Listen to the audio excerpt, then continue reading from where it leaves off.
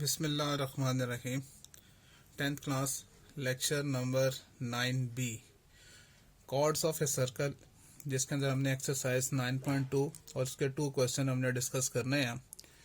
Question number 2 में ये है कि A B is the chord of a circle. जैसे मैंने एक सर्कल ड्रॉ किया है जिसमें शो किया हुआ है कि ए बी ए कॉर्ड है and the diameter C D is perpendicular bisector of A B. एक हमने डायमीटर ड्रॉ किया है सी डी और वो इस तरह से है कि वो परपेंडिकुलर बाइसेक्टर है, यानी ए बी कॉर्ड को 2 इक्वली और डिस्ट्रीब्यूट कर देता है। अगर हम यहाँ पे इंटरसेक्ट कर रहा है, इस पॉइंट को हम एम कह दें, लेट्स सपोज ये एम पॉइंट है, तो हम कह सकते हैं कि M is the mid point of A B. ठीक है, तो हमने प्रूव ये करना है, prove that measurement A C is equals to measurement B C, यानी ए का सी से डिस्टेंस और बी का सी से डिस्टेंस दोनों एक दूसरे के इक्वल है। ये हमने प्रूव करना है।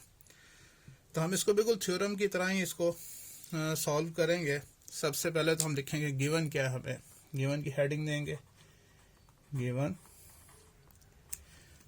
देखें क्या है कि A B is the chord of a circle. एक तो हमें बताया हुआ है A B is the chord of a circle with center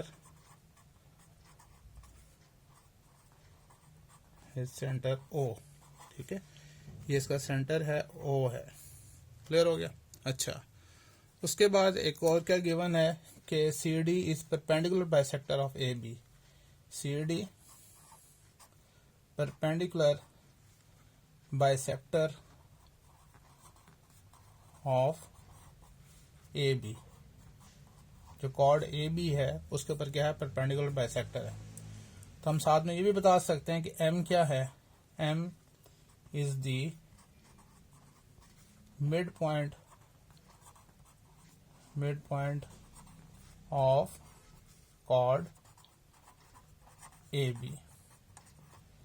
that is, तो इसका मतलब क्या हुआ कि measurement A M is equals to measurement B M. ठीक है, M is the mid point है ऑफ कॉर्ड ए बी, तो इसका मतलब क्या हुआ कि ये जो ए एम की मेजरमेंट बी एम की मेजरमेंट्स के इक्वल है। अच्छा, प्रूव क्या करना है। टू प्रूव ये हमने करना है कि मेजरमेंट ए सी जो सा है ये वाला, यानी measurement A C is equals to measurement B C. तो इसका मतलब है हमें फिर कंस्ट्रक्शन करनी पड़ेगी।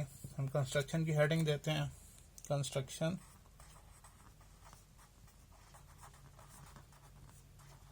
और कंस्ट्रक्शन में हम क्या करेंगे, join A with C, join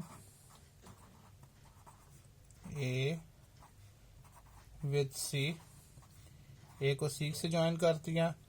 also join B with C, B को भी हमने C से ज्वाइन करना है। तो हम इनको ज्वाइन कर देते हैं। यहाँ पर डॉटेड लाइन से हमें शो करना पड़ेगा। ठीक है, क्योंकि ये हमारी क्या है, कंस्ट्रक्शन है। तो हम ए को ज्वाइन करते हैं सी से,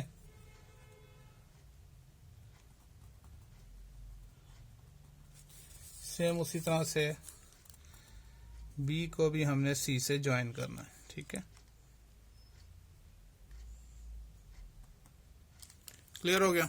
अच्छा, उसके बाद देखें, अब हमारे पास 2 ट्राइंगल्स बन गए। अब हमने इसको प्रूव करना है। अब प्रूफ के लिए हम टेबल बनाते हैं और इसको प्रूव करते हैं। ठीक है, जिसके अंदर एक तरफ स्टेटमेंट्स होंगी और दूसरी तरफ उसकी रीजंस हम लिखेंगे। तो ऐसे हम टेबल बना लेते हैं।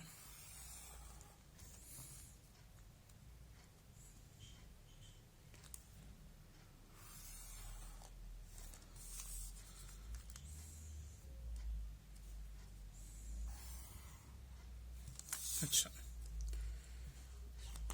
टेबल में हम एक वन साइड पे स्टेटमेंट्स लिखेंगे स्टेटमेंट्स और on behalf of that statements हमने रीजंस इस तरफ लिखनी है। अच्छा देखें, हमारे पास दो ट्राइंगल बन गई थी, क्योंकि ये परपेंडिकुलर बाइसेक्टर है तो ये भी 90 का एंगल बनता है और इस तरह भी 90 का एंगल बनेगा। ठीक है, तो हम लिखेंगे, पहले इन दोनों ट्राइंगल्स को एक दूसरे के कोरस्पॉन्डेंस में ले लेते हैं। In the correspondence of triangle AMC correspondence to triangle BMC। मकसद क्या है कोरस्पॉन्डेंस में लेने का, हमने इन दोनों ट्राइंगल्स को कॉन्ग्रुएंट करना है। ठीक है, तो सबसे पहले जो गिवन में हमें क्या था कि M is a mid point है, तो इसका मतलब है कि measurement AM is equals to measurement BM, और ये क्या है गिवन में था, हमें मालूम था। ठीक है, अच्छा उसके बाद एंगल जब हमने जो सा है परपेंडिकुलर बाइसेक्टर ड्रॉ किया था तो ये भी 90 का एंगल बना, ये भी 90 का एंगल बना, तो हम लिख सकते हैं कि एंगल AMC या measure angle AMC is equals to measure angle BMC, ये भी गिवन था। अच्छा, एक साइड और डिस्कस करते हैं, CM दोनों में कॉमन है, तो measurement CM that is equals to measurement CM, और ये क्या है कॉमन है। अब टू साइड्स और एक एंगल को दूसरी ट्राइंगल की टू साइड्स और एक एंगल के इक्वल कर दिया तो दोनों ट्राइंगल्स क्या होंगी, कॉन्ग्रुएंट होंगी। तो हम लिख सकते हैं triangle AMC congruent to triangle BMC, यानी साइड एंगल साइड पोस्टुलेट। ठीक है, अच्छा जब दो ट्राइंगल्स कॉन्ग्रुएंट होती हैं तो उनके कोरस्पॉन्डिंग साइड्स भी कॉन्ग्रुएंट होती हैं, तो हम ये कह सकते हैं कि जो AC है measurement AC is equal to measurement BC। ठीक है, corresponding sides of the congruent triangles. ठीक हो गया। अच्छा, जब ये एक दूसरे के इक्वल भी हैं तो देयरफॉर इट मीन कि दोनों कॉन्ग्रुएंट भी होंगे, कि AC जो सा है वो कॉन्ग्रुएंट किसके है, BC के, वो कॉन्ग्रुएंट भी है और इक्वल भी है। हमने ये प्रूव करना था कि ये दोनों के दोनों एक दूसरे के इक्वल है, वो हमने प्रूव कर दिया, हेंस प्रूव्ड।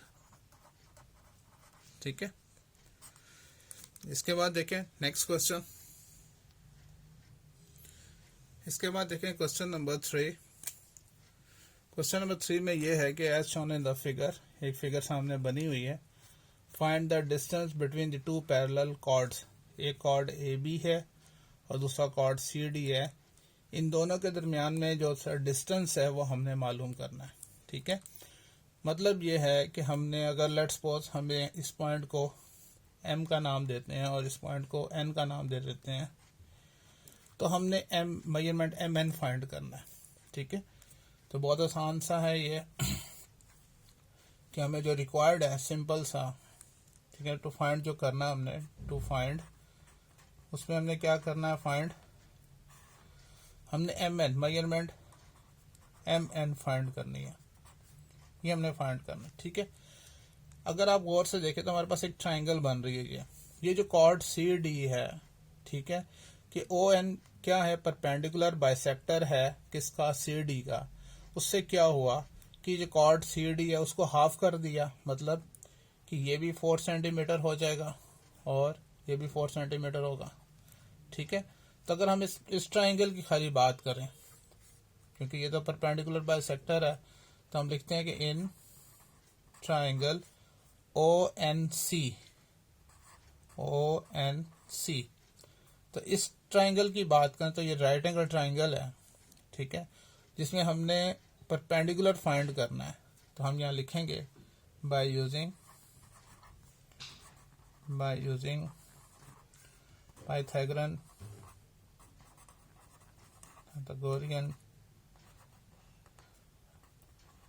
थ्योरम। तो थ्योरम क्या था कि हाइपोटेन्यूज का whole square equal to base का होल स्क्वायर प्लस परपेंडिकुलर का होल स्क्वायर। इसमें हाइपोटेन्यूज क्या है, ओ सी, तो हम लिखेंगे मेजरमेंट ओ सी का whole square is equal to base क्या है, सी एन, तो मेजरमेंट सी एन का होल स्क्वायर प्लस परपेंडिकुलर क्या है हमारे पास, measurement O N. Values put करें तो ओ सी हमारे पास क्या है, 5 का whole square is equal to C N कितना 4, उसका whole square is equal to measurement O N. 25 is equal to 16 plus measurement O N का whole square. 25 minus 16 is equal to measurement O N का whole square. तो ये आ जाएगा 9 is equal to measurement O N का whole square. हमें तो सिर्फ ओ एन का ये वाला डिस्टेंस चाहिए, स्क्वायर नहीं हमें चाहिए, ठीक है। अब स्क्वायर कैसे खत्म करेंगे, taking square root on both sides. तो हम यहाँ पे लिखेंगे taking square root on both sides. तो दोनों साइड्स का हमने स्क्वायर रूट लेना है, 9 का भी लिया हमने स्क्वायर रूट और मेजरमेंट ओ एन का होल स्क्वायर। तो ये आ जाएगा 3 सेंटीमीटर हमारे पास आ जाएगा डिस्टेंस किसका, मेजरमेंट ओ एन का। हमने ये वाला डिस्टेंस तो फाइंड कर लिया, अब हमने डिस्टेंस फाइंड करना है ओ एन का, ठीक है। अब हमने ये ट्राइंगल बनानी है। अगेन हम ट्राइंगल जोन सा है, स्केल की मदद से हम ये ट्राइंगल, क्योंकि ये रेडियस ये ड्रॉ कर लें। अगर ये ओ सी 4 सेंटीमीटर है तो ओ ए भी 5 सेंटीमीटर है तो ओ ए भी 5 सेंटीमीटर होगा, ठीक है ना। तो अब हमने इस ट्राइंगल की बात करनी है, in triangle O M A. तो हम यहाँ लिखते हैं in triangle O M A. अगर इस ट्राइंगल की बात करें तो हमारे पास हाइपोटेन्यूज तो 5 सेंटीमीटर है। अब देखें यहाँ पे भी कॉर्ड क्या है, ए बी, और वो 6 सेंटीमीटर है। ओ एम इसके ऊपर क्या है, परपेंडिकुलर बाइसेक्टर है, यानी इसका मतलब ये है कि ये भी 3 सेंटीमीटर हो जाएगा और ये भी 3 सेंटीमीटर हो जाएगा, ठीक है। तो अब हम इस पे भी हम यूज करते हैं पाइथागोरियन थ्योरम। तो हम लिखेंगे बाय यूजिंग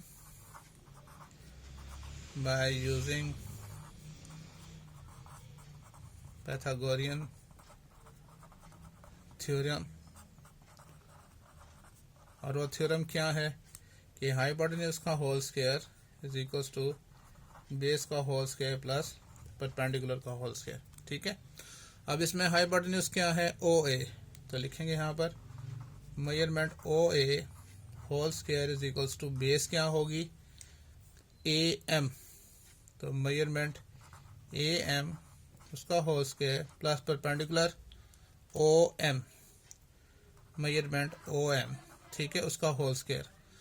अब ये तो हम जानते हैं ये क्या है, 5 का होल स्क्वायर, और जो ए एम है वो कितना है, 3 का whole square plus measurement O M जो हमने फाइंड करना है यहाँ पर, ठीक है।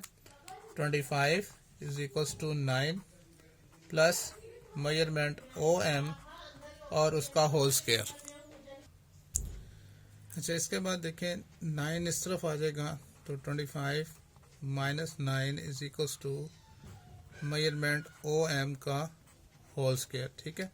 25 माइनस 9 16 हो जाएगा, 16 is equal to measurement O M का होल स्क्वायर। अब क्या करेंगे, taking square root on both sides. अब देखें हम इसका स्क्वायर रूट ऑन लेना है बोथ साइड पे। मैं दोबारा यहाँ लिखता हूँ कि मेजरमेंट ओ एम उसका whole square is equal to क्या है, 16 है, ठीक है। अब हम क्या करेंगे, taking square root on both sides,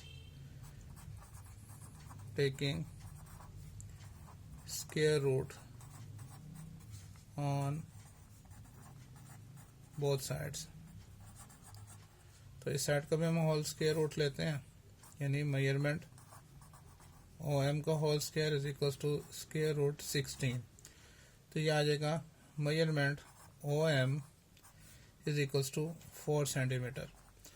हमने ओ एन भी फाइंड कर लिया, ओ एम भी फाइंड कर लिया, तो डिस्टेंस नाउ हम लिख सकते हैं, now distance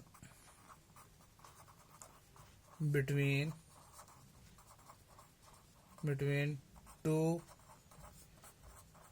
parallel chords CAB